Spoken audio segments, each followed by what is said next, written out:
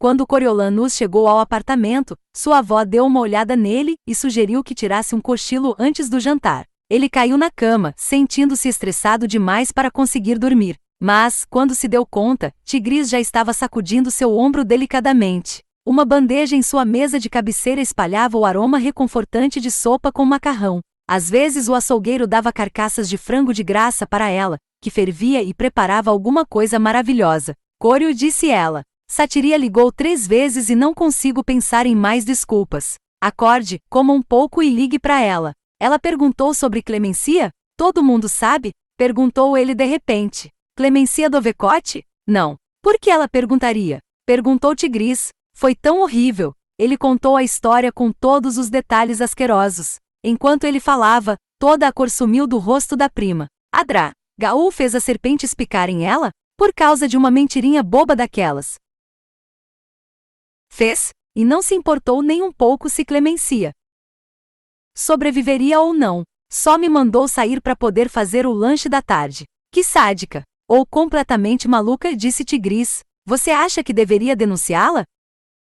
Para quem? Ela é chefe dos idealizadores dos jogos. Trabalha diretamente com o presidente. Ela vai dizer que foi culpa nossa por mentir. Tigris pensou no assunto. Tudo bem, não denuncie, nem confronte. Só evite o máximo que puder. Sendo mentor, isso é difícil. Ela fica aparecendo na academia para brincar com um coelho bestante e fazer um monte de perguntas malucas. Uma palavra dela pode me dar ou me tirar o prêmio. Ele esfregou o rosto com as mãos. Arane está morta, Clemencia está completamente envenenada e Lucy Gray, bom, essa é outra história horrível. Duvido que ela chegue aos jogos e talvez até seja melhor. Tigris colocou uma colher na mão dele. Tome sua sopa. Já passamos por coisas piores. Snow cai como a neve, sempre por cima de tudo, certo? Snow cai como a neve, sempre por cima de tudo, disse ele com tão pouca convicção que os dois riram. Ele se sentiu um pouco mais normal. Tomou um pouco da sopa para agradá-la.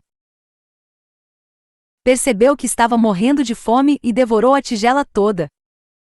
Rapidamente, quando Satiria ligou de novo, ele quase fez a confissão, mas ela só queria pedir que ele cantasse o hino no funeral de Arane de manhã. Seu heroísmo no zoológico, somado ao fato de você ser o único que sabe a letra toda, fez de você a primeira escolha do corpo docente. Seria uma honra, claro, respondeu ele. Que bom. Satiria bebeu alguma coisa e o gelo no copo tilintou, em seguida parou para respirar. Como estão as coisas com o seu tributo? Coriolanus hesitou. Reclamar parecia infantilidade, como se ele não fosse capaz de lidar com os próprios problemas. Ele quase nunca pedia a ajuda de Satiria, mas pensou em Lucy Gray cedendo sob o peso das correntes e deixou a cautela de lado.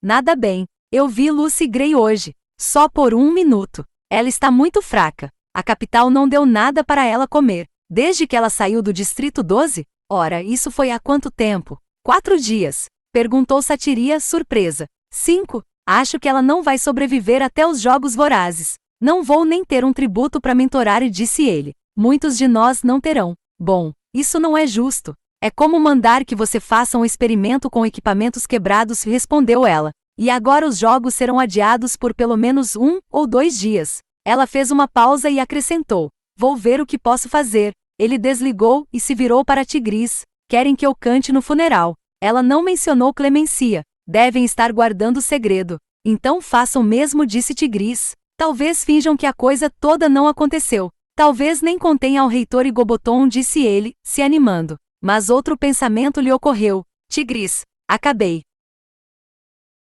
de lembrar que não sei cantar. De alguma forma, isso foi a coisa mais engraçada que os dois já tinham ouvido. Já a avó deles não achou que fosse motivo para rir, e na manhã seguinte o acordou bem cedo para treiná-lo. No fim de cada verso, ela cutucava as costelas dele com uma régua e gritava: respire, até ele não ser capaz de se imaginar tomando outra decisão. Pela 3ª vez naquela semana, ela sacrificou uma de suas queridas flores pelo futuro dele e prendeu um botão de rosa azul claro no paletó bem passado do uniforme de Coriolanus. Pronto. Combina com seus olhos, disse ela. Bem arrumado, com a barriga cheia de aveia e a costela cheia de hematomas que o lembravam de inspirar, ele partiu para a academia. Apesar de ser sábado, Todo o corpo estudantil passou na sala onde registravam a presença antes de se reunir nos degraus da frente da academia, dividida por turma e em ordem alfabética. Por causa da tarefa, Coriolanus ficou na frente com os professores e os convidados especiais, o mais importante deles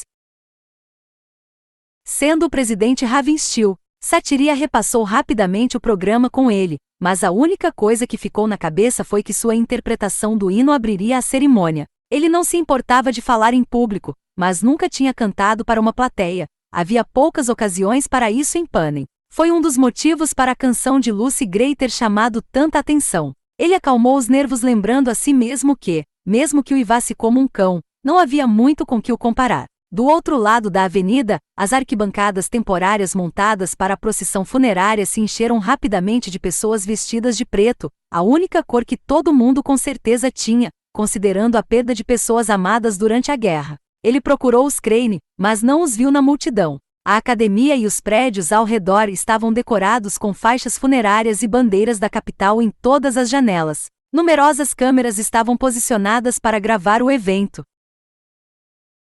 E múltiplos repórteres da Capital TV transmitiam comentários ao vivo. Coriolanus achou uma exibição e tanto para Arane, desproporcional à vida e morte dela, morte essa que poderia ter sido evitada se ela não tivesse sido tão exibicionista. Tantas pessoas morreram heroicamente na guerra, e com tão pouco reconhecimento, que aquilo o irritou. Ele ficou aliviado de ter que cantar em vez de elogiar os talentos dela, que, se sua memória estivesse boa, eram limitados a falar alto a ponto de o auditório todo ouvi-la sem microfone, e a capacidade de equilibrar uma colher no nariz. E o reitor Igoboton o acusou de se exibir? Ainda assim, lembrou-se ele, ela era praticamente da família. O relógio da academia bateu 9 horas e a multidão fez silêncio. Na deixa, Coriolanus se levantou e andou até o pódio. Satiria tinha prometido acompanhamento musical, mas o silêncio se prolongou por tanto tempo que ele inspirou fundo para iniciar o hino antes que uma versão metálica começasse a tocar no sistema de som,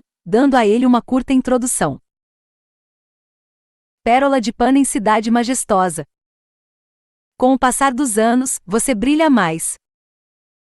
Seu canto foi mais como uma fala prolongada do que uma melodia em si, mas a música não era nenhum grande desafio. A nota alta que sua voz sempre errava era opcional. A maioria das pessoas cantava uma oitava mais baixa. Com a lembrança da régua dela o cutucando, ele seguiu em frente, sem perder uma nota e sem perder o fôlego. Ele se sentou com aplausos generosos e um aceno aprovador do presidente, que agora estava no pódio. 2 dias atrás, a vida jovem e preciosa de Arane Crane foi encerrada, e aqui lamentamos por outra vítima da rebelião criminosa que ainda nos cerca, declarou o presidente. A morte dela foi tão valorosa quanto a de qualquer pessoa no campo de batalha, a perda dela mais profunda ainda por alegarmos estarmos em paz. Mas não existirá paz enquanto essa doença corroer tudo de bom e nobre no nosso país. Hoje nós honramos o sacrifício dela com um lembrete de que, embora o mal exista, ele não prevalece. E, mais uma vez, somos testemunhas da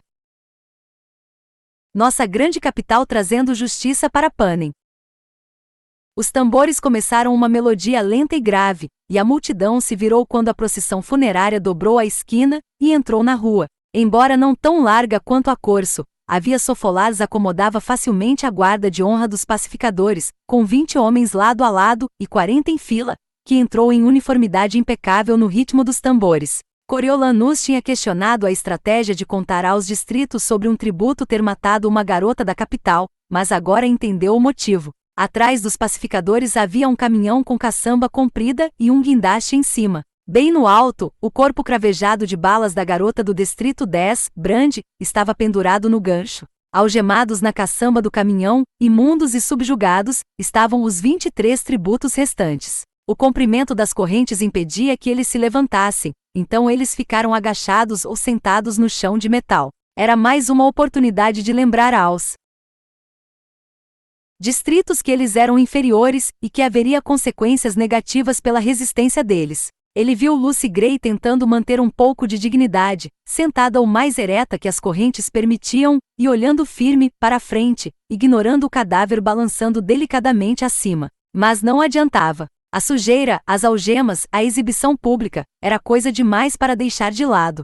Ele tentou imaginar como agiria naquelas circunstâncias, mas acabou se dando conta de que devia ser o que Sejanus estava fazendo.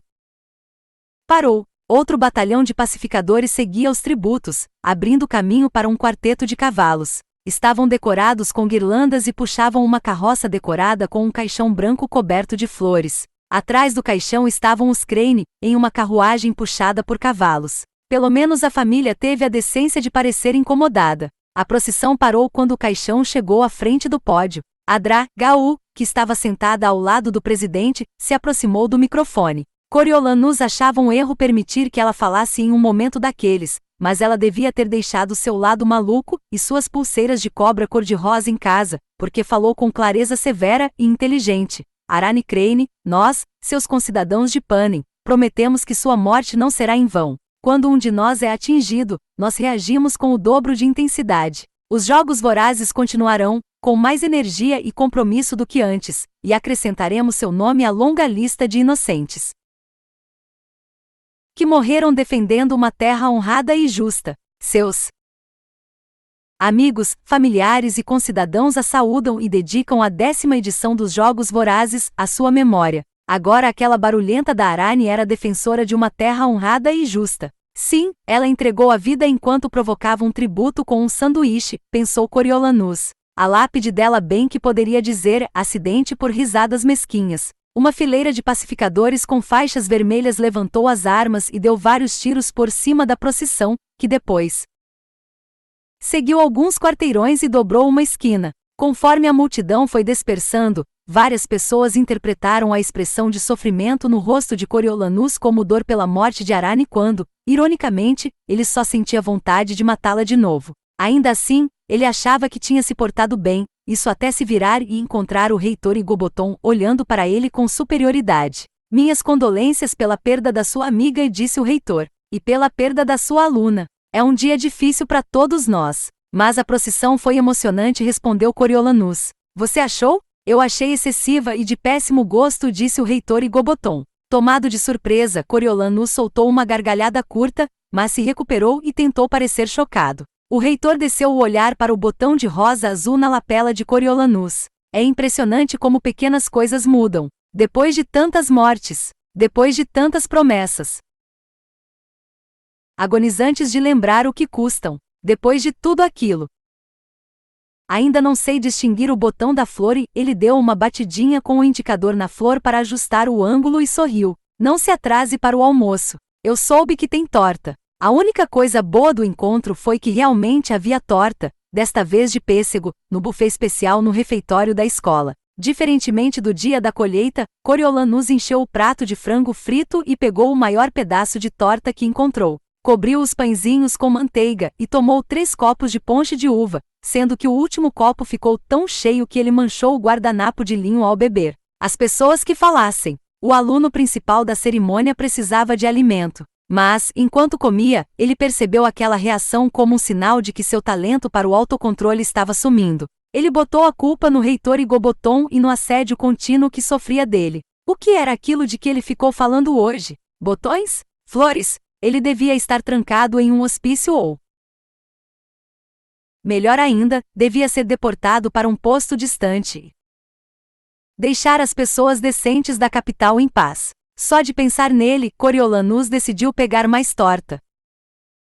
Sejanus, por outro lado, só ficou empurrando o frango e o pão sem dar nenhuma mordida. Se Coriolanus não tinha gostado do desfile funerário, devia ter sido um tormento para Sejanus. Você vai ser denunciado se jogar fora tanta comida, lembrou Coriolanus. Ele não gostava muito do sujeito, mas também não queria vê-lo ser punido. Certo, disse Sejanus, mas continuou parecendo incapaz de mais do que um gole de ponche. Quando o almoço estava acabando, Satiria reuniu os 22 mentores ativos para informar-lhes que não só os jogos vorazes ainda aconteceriam como deveriam ser os de maior visibilidade até então. Com isso em mente, eles tinham que escoltar os tributos em uma visita à arena naquela mesma tarde. Tudo seria transmitido ao vivo para todo o país, fazendo com que a resolução da Dra.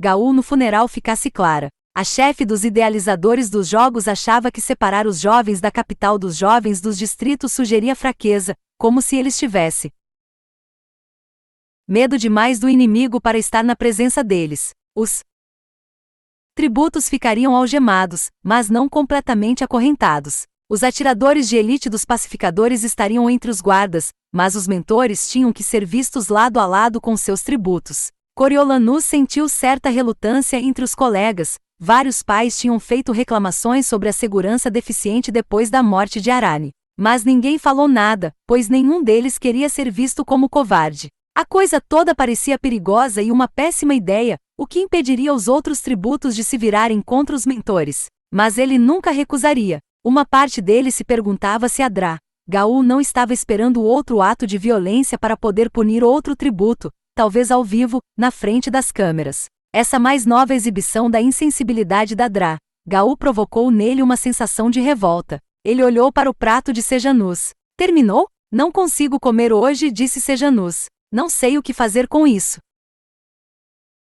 A seção deles estava vazia. Debaixo da mesa, Coriolanus abriu o guardanapo de linho manchado no colo. Sentiu-se ainda mais delinquente quando percebeu que tinha o brasão da capital. Coloca aqui, disse ele com um olhar furtivo. Sejanus deu uma olhada em volta e colocou rapidamente o frango e os pãezinhos no guardanapo. Coriolanus fechou o pano e colocou a trouxinha na mochila. Eles não podiam levar comida do refeitório, muito menos para um tributo. Mas em que outro lugar ele conseguiria algum alimento antes da visita? Lucy Gray não poderia comer na frente das câmeras, mas o vestido dela tinha bolsos fundos. Ele se ressentia do fato de que metade do que ele levasse iria para Jessup agora, mas talvez o investimento compensasse quando os jogos começassem. Obrigado. Você é um rebelde e tanto, disse Sejanus enquanto eles levavam as bandejas para a esteira que ia até a cozinha. Eu sou terrível mesmo, disse Coriolanus.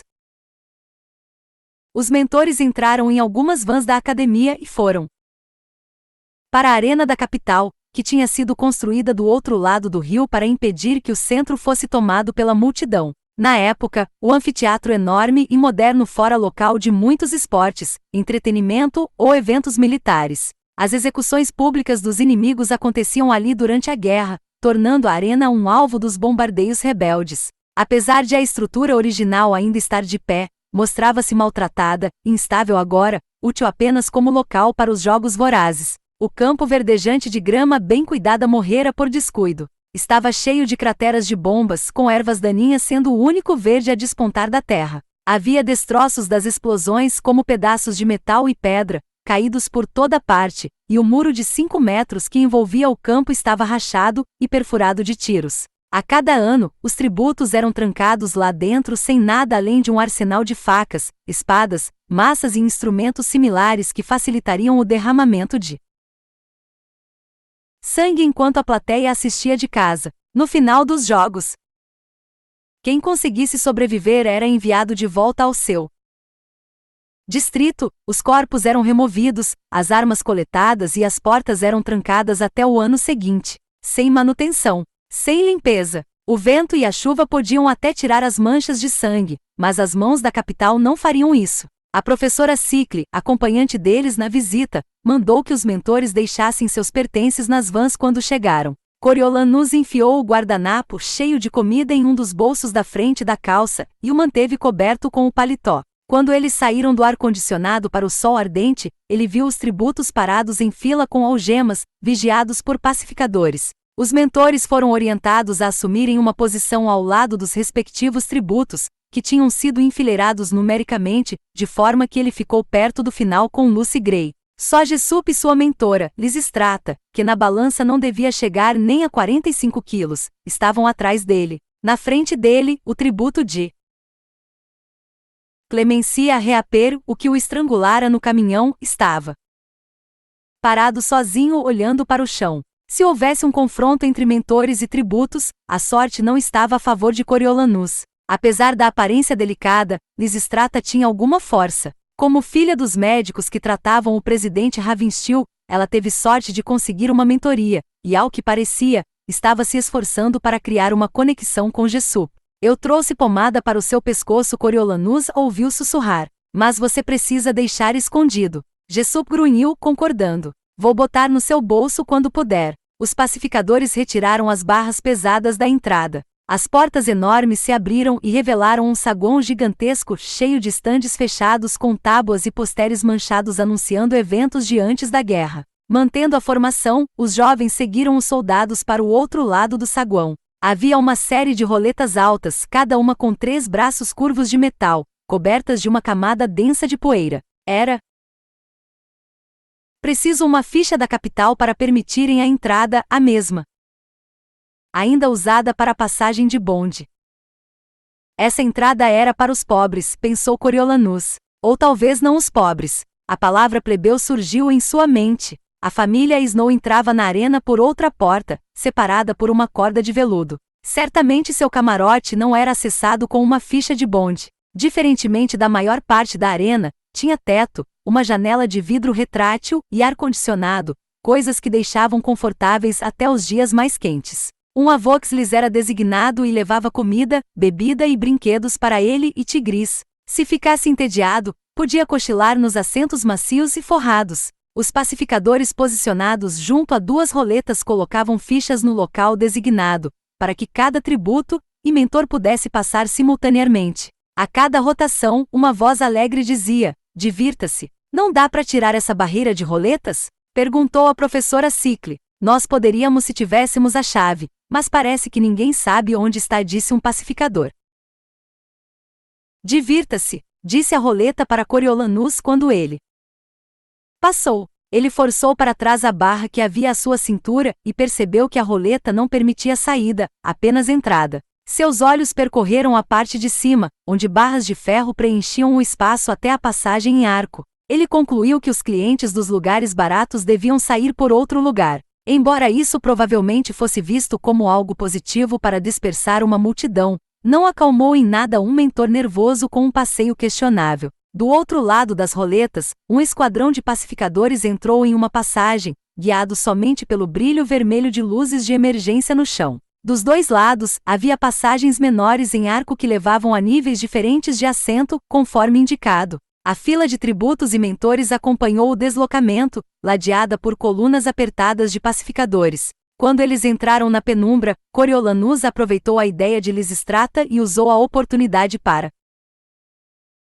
colocar o guardanapo com comida nas mãos algemadas de Lucy Gray. Sumiu rapidamente no bolso nos babados. Pronto. Ela não morreria de fome se dependesse dele. A mão dela encontrou a de Coriolanus, entrelaçou os dedos e gerou uma vibração pelo corpo dele, por causa da proximidade. Por causa dessa pequena intimidade no escuro. Ele deu um aperto final na mão de Lucy Gray e a soltou quando eles saíram para o sol no fim da passagem, onde um gesto assim seria impossível de explicar. Ele tinha ido à arena várias vezes quando pequeno, na maioria das vezes para ver o circo, mas também para celebrar as exibições militares sob o comando do seu pai. Nos 9 anos anteriores, ele viu ao menos parte dos jogos na televisão, mas nada o preparou para a sensação de passar pelo portão principal, embaixo do placar enorme, e entrar no campo. Alguns dos mentores e tributos ofegaram de surpresa pelo tamanho do local e pela grandeza que desafiava até a decadência. Ao olhar para as fileiras altas de assentos, ele se sentiu diminuído ao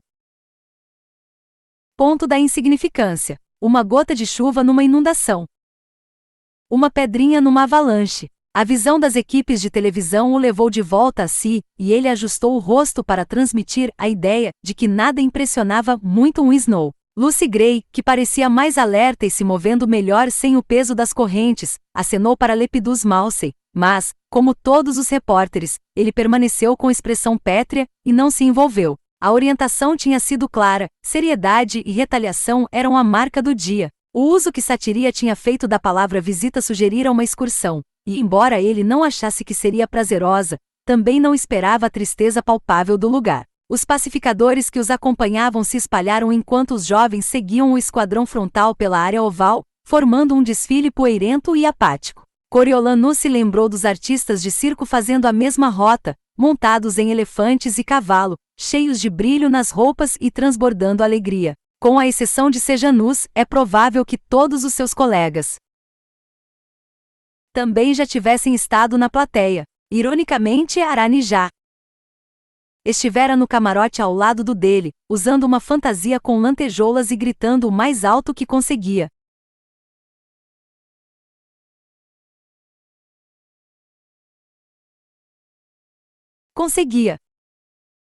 Coriolanus observou a arena, procurando qualquer coisa que pudesse ser vantagem para Lucy Gray. O muro alto que envolvia o campo, mantendo a plateia longe da ação, tinha certo potencial. A superfície danificada oferecia apoios para as mãos e para os pés, dando acesso aos assentos para um escalador ágil. Vários dos portões espalhados de forma simétrica pelo muro também pareciam danificados, mas, como não sabia o que havia nos túneis, ele achava que deviam ser abordados com cautela. Era fácil demais ficar encurralada. A arquibancada seria a melhor aposta dela caso ela conseguisse subir. Ele fez notas mentais disso para mais tarde. Conforme a fila começou a se espaçar, ele iniciou uma conversa sussurrada com Lucy Gray. Foi horrível de manhã. Ver você daquele jeito. Bom, pelo menos nos alimentaram primeiro. É mesmo? Seria possível que sua conversa com Satiria tivesse levado àquilo? 2 de nós desmaiaram quando tentaram nos reunir ontem.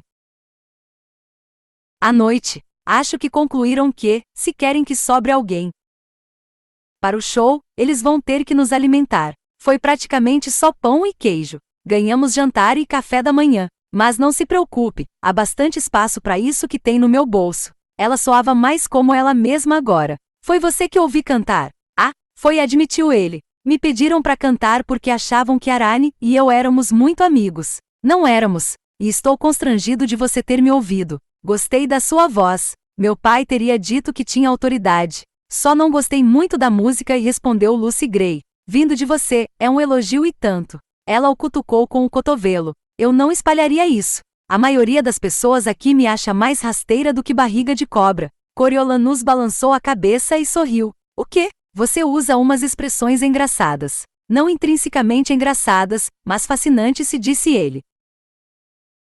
Bom, eu não falo intrinsecamente com frequência, se é isso que você quer dizer. Não, eu gosto. Faz meu jeito de falar parecer muito rígido. Como foi que você me chamou naquele dia no zoológico? Qualquer coisa a ver com bolo. Relembrou ele. Ah, o bolo com cobertura. Vocês não dizem isso? Perguntou ela. Bom, é um elogio. De onde eu venho, um bolo pode ser muito seco. E cobertura é uma coisa tão rara quanto dente de galinha. Por um momento, ele riu, esquecendo onde estavam, e como o ambiente era deprimente. Por um momento, só houve o sorriso dela, a cadência musical da sua voz e o toque de flerte. Foi aí que o mundo explodiu.